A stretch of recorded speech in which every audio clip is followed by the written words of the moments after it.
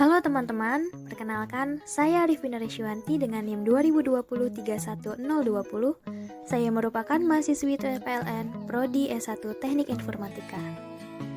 Saat ini saya ingin mengajak teman-teman semua untuk belajar bersama mengenai organisasi dan arsitektur komputer dengan pembahasan pengenalan organisasi dan arsitektur komputer. Belajar bersama, ayo kita mulai!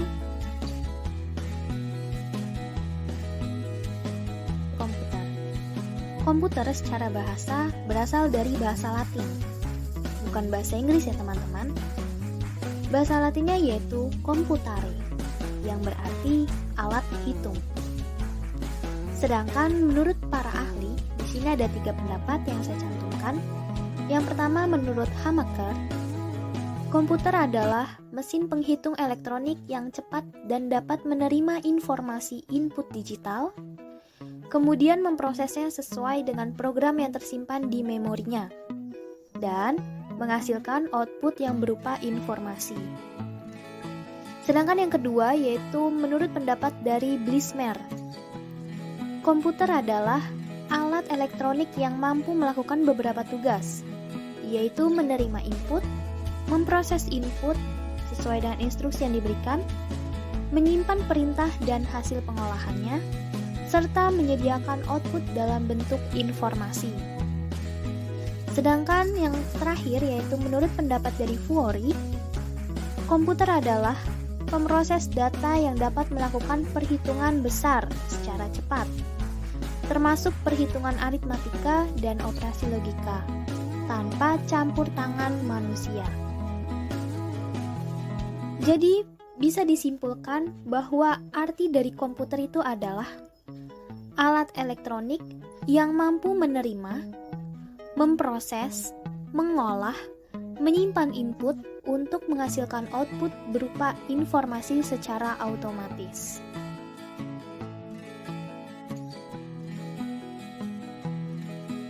Berdasarkan data yang diolah, komputer terbagi menjadi 3, yaitu komputer analog, komputer digital, dan komputer hybrid. Komputer analog ini bertujuan untuk mengolah data kualitatif yang bekerja secara kontinu dan paralel. Dan komputer ini tidak menggunakan bahasa perantara. Contohnya, seperti komputer untuk mengukur suhu, kecepatan suara, dan voltase listrik. Sedangkan yang kedua yaitu komputer digital. Ini bertujuan untuk mengolah data kuantitatif. Nah, komputer ini memerlukan bahasa perantara. Contohnya yaitu komputer PC. Yang terakhir yaitu komputer hybrid. Komputer hybrid ini merupakan kombinasi antara komputer analog dan digital. Contohnya, faksimial. Jika yang tadi merupakan berdasarkan data yang diolah, sekarang berdasarkan penggunaannya. Komputer berdasarkan penggunaannya terbagi menjadi 2, yaitu umum dan khusus. Secara umum, komputer digunakan untuk mengolah grafis, pengolahan multimedia, pengolahan database, dan pengolahan program lainnya.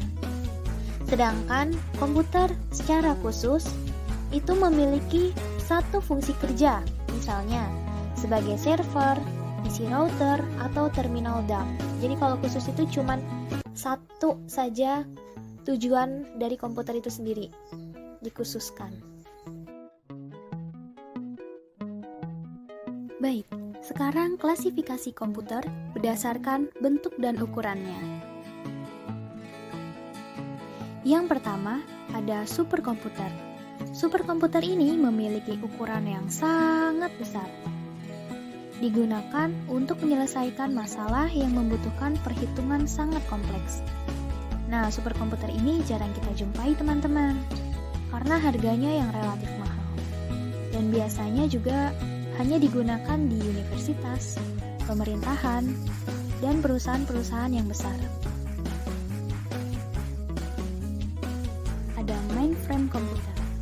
Mainframe komputer ini digunakan untuk menjalankan program dan memakai data secara yang bersama-sama. Nah, biasanya mainframe ini digunakan sebagai server e-commerce yang melayani transaksi melalui internet. Yang ketiga, ada mini komputer. Mini komputer ini lebih kecil dari mainframe komputer, tetapi lebih besar dari mikrokomputer. Biasanya, mini komputer ini memiliki beberapa terminal. Dan biasanya juga digunakan sebagai server jaringan komputer atau server internet.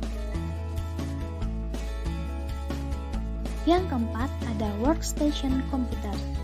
Workstation komputer ini merupakan komputer single user yang sangat powerful, karena biasanya digunakan untuk aplikasi yang membutuhkan perhitungan kompleks dan pekerjaan yang berat.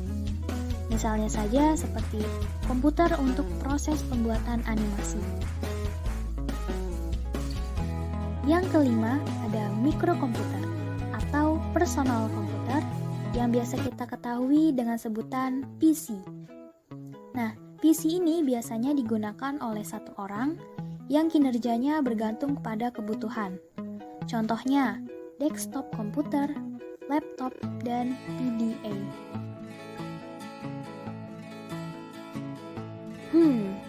Lalu apa ya arsitektur dan organisasi komputer itu?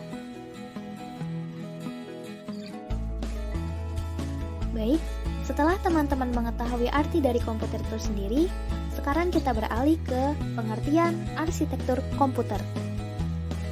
Arsitektur komputer merupakan suatu konsep, gambaran, rancangan mengenai suatu perencanaan dan struktur dalam pengoperasian dasar sebuah sistem komputer yang terkait dengan seorang programmer.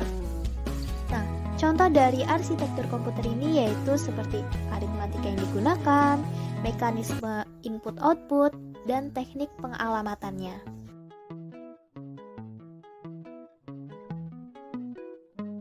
Baik, sekarang mengenai pengertian organisasi komputer. Mungkin teman-teman sudah tidak asing lagi yang namanya organisasi. Ya, organisasi merupakan suatu kumpulan yang memiliki tujuan yang sama. Maka organisasi komputer yaitu merupakan sekumpulan sistem operasional dan interkoneksi antar komponen sistem komputer untuk menjadwalkan suatu tujuan yang sama, yaitu arsitekturalnya. Contohnya, seperti perangkat antarmuka, teknologi hardware, dan sinyal-sinyal kontrol.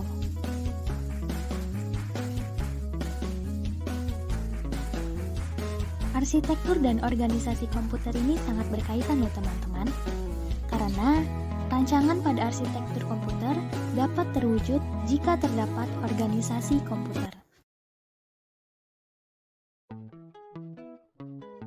Pada struktur internal komputer terbagi menjadi 4 komponen. Yang pertama ada CPU, yang kedua ada memori utama, yang ketiga ada input-output ports, dan yang keempat ada sistem interkoneksi. Di mana CPU ini berperan sebagai pusat pengolahan data dalam komputer. Oleh karena itu, CPU sering disebut sebagai otak sistem komputer. Yang kedua ada memori utama. Memori utama ini berfungsi sebagai penyimpanan sistem aplikasi, sistem pengendalian, dan data yang sedang beroperasi atau yang diolah oleh komputer. Yang ketiga, input-output port. Nah, bagian ini tuh digunakan untuk menerima ataupun mengirim data keluar sistem. Jadi pada saat input-output bekerja, input-output tersebut dihubungkan melalui input-output ports ini. Yang terakhir ada sistem interkoneksi yang merupakan kumpulan lintasan yang menghubungkan berbagai komponen-komponen seperti CPU, memori, dan input-output. Mereka akan saling berkomunikasi melalui sistem interkoneksi ini.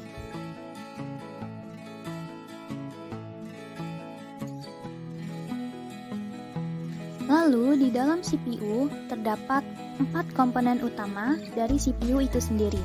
Yang pertama ada ALU atau singkatan dari Algoritma dan Logic Unit. Ini merupakan salah satu komponen utama CPU yang membentuk fungsi-fungsi pengolahan data komputer.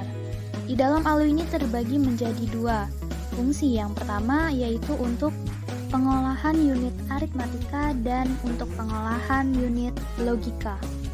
Komponen kedua dari CPU yaitu ada register, di mana dia berperan sebagai media penyimpanan internal CPU saat proses pengolahan data.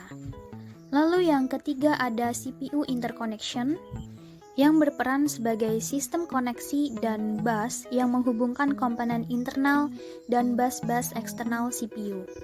Dan yang terakhir ada CU atau control unit. Ini merupakan salah satu komponen utama CPU yang mengontrol operasi CPU dan mengontrol komputer sehingga terjadi keterkaitan kerja antar komponen dalam menjalankan fungsi operasinya. Nah, ternyata komputer juga memiliki fungsi dasar. Kira-kira apa ya fungsi dasar dari sebuah komputer itu? Fungsi dasar komputer yang pertama yaitu fungsi operasi pengolahan data, di mana data itu diambil dari storage atau ruang penyimpanan oleh kontrol. Nantinya kontrol akan memberikan ke bagian processing untuk diolah. Nah, hasil olahannya tersebut kemudian disimpan kembali ke dalam storage atau penyimpanan sebagai sebuah result atau hasil.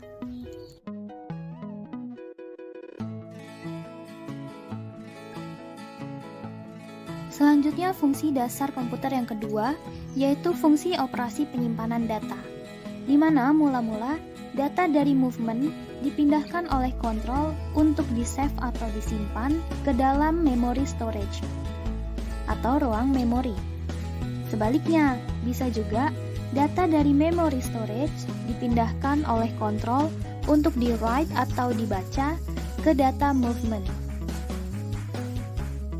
Dasar komputer yang ketiga yaitu fungsi operasi pemindahan data, di mana langkah-langkahnya yaitu data yang berasal dari data movement oleh kontrol dikirim kembali ke data movement. Nah, contohnya ini seperti tulisan atau huruf-huruf yang dari keyboard itu pindah ke layar monitor.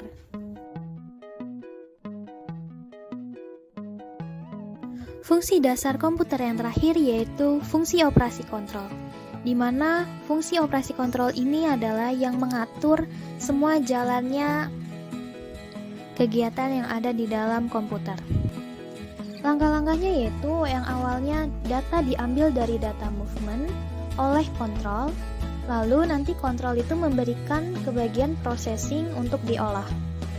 Setelah itu hasil olahan pada bagian processing tersebut disimpan pada storage atau ruang penyimpanan sebagai sebuah hasil.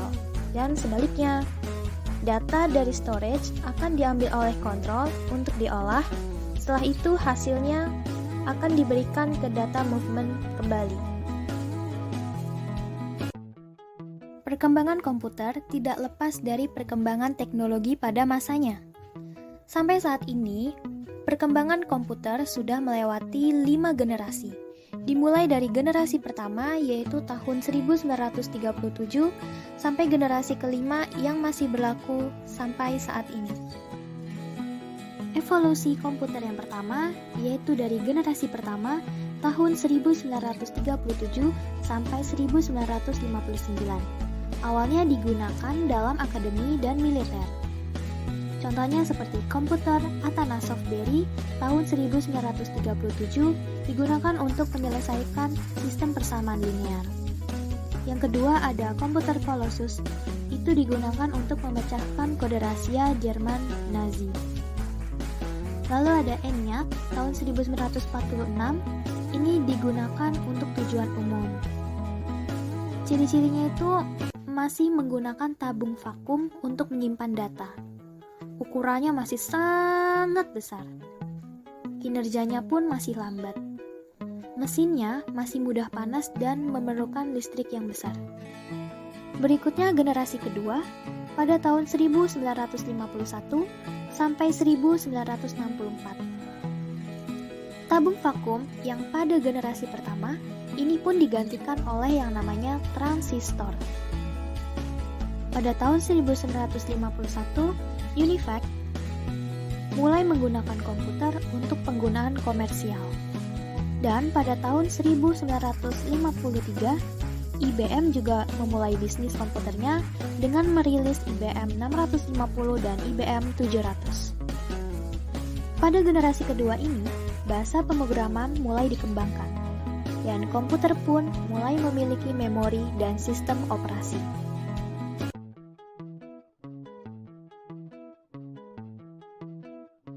Setelah generasi kedua, komputer terus berkembang di generasi ketiga pada tahun 1964 sampai 1970, di mana teknologi transistor yang tadi digunakan pada generasi kedua itu meningkat menjadi sirkuit terpadu, atau yang biasa kita sebut dengan IC. IC ini merupakan singkatan dari Integrated Circuit yang menjadi penanda komputer pada generasi ketiga. Nah, pada generasi ketiga ini, NASA menggunakan untuk melancarkan program Apollo seperti komputer bimbingan Apollo untuk mempermudah kendali Apollo Command atau Service Module. Komputer terus berkembang sampai ke generasi 4 pada tahun 1970-an sampai sekarang. Nah, pada tahun 1970-an ini, ada penemuan MOSFET dan integrasi berskala besar yang membawa ke pengembangan mikroprosesor. Nah, pada generasi keempat ini, IC diganti menggunakan jutaan chip, yaitu menggunakan LSI, atau merupakan singkatan dari Large Scale Integration, yang merupakan pemadatan ribuan mikroprosesor ke dalam satu mikroprosesor saja. Akibatnya apa? Akibatnya komputer pribadi akan semakin kecil ukurannya karena mikroprosesor yang mulai berkembang.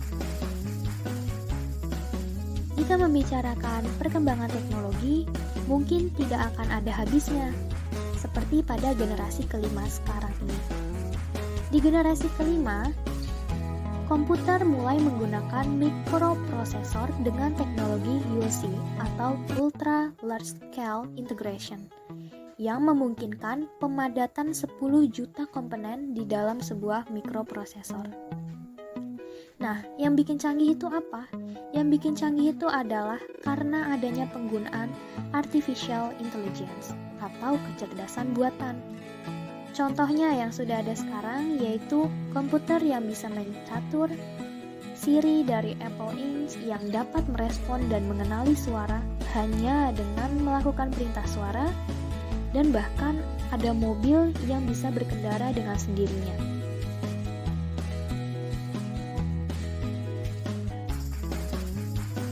Sekian belajar bersama kita kali ini. Kurang lebihnya mohon maaf, semoga video ini bermanfaat. Terima kasih kepada teman-teman semua yang telah berkenan untuk belajar bersama. Sampai jumpa dan salam sehat bahagia, semangat selalu.